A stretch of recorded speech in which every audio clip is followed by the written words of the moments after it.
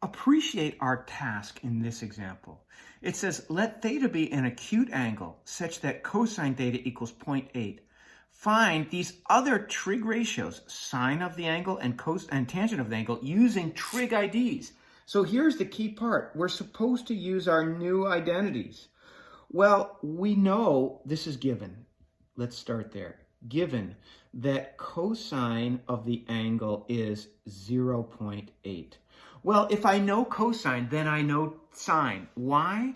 Because my Pythagorean identity says sine squared of the angle plus cosine squared of the angle equals 1.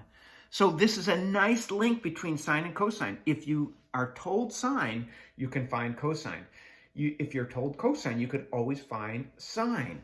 So remember what this means. This means that sine of the angle, the whole thing squared, plus cosine of the angle, the whole thing squared equals 1. We write it like this, but this is what it means. So sine squared theta plus, let's make our substitution. This is 0.8 squared equals 1. So sine squared theta plus 0.8 times 0.8 is 0.64, or 8 times 8 is 64, and move the decimal place 2 over. Now, if I subtract 0.64 from both sides, I'm going to get sine squared theta equals 0.36.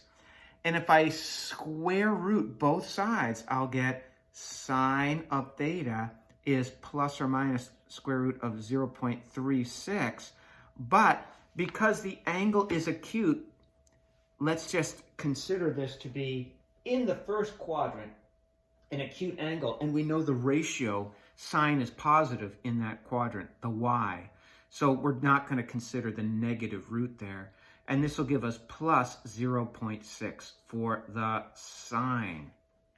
Continuing on with this problem, we now know that cosine is 0.8 and sine is 0.6, and they ask us to find tangents using identities. We know that tangent is sine of the angle over cosine of the angle, which would imply 0.6 over 0.8, which is 3 over 4, or 0.75.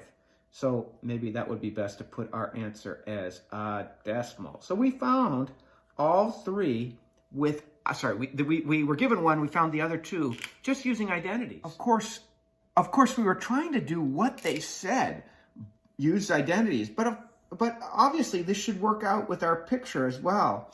If they give us that this is 0.8 over 1, now that's the cosine. I know that cosine of the angle is adjacent over hypotenuse, so I made it on a unit circle.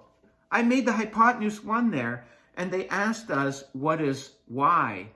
And of course, you could see you could use your Pythagorean theorem, y squared plus 0.8 squared equals 1, which is essentially what we did. And then you could say, well, tangent of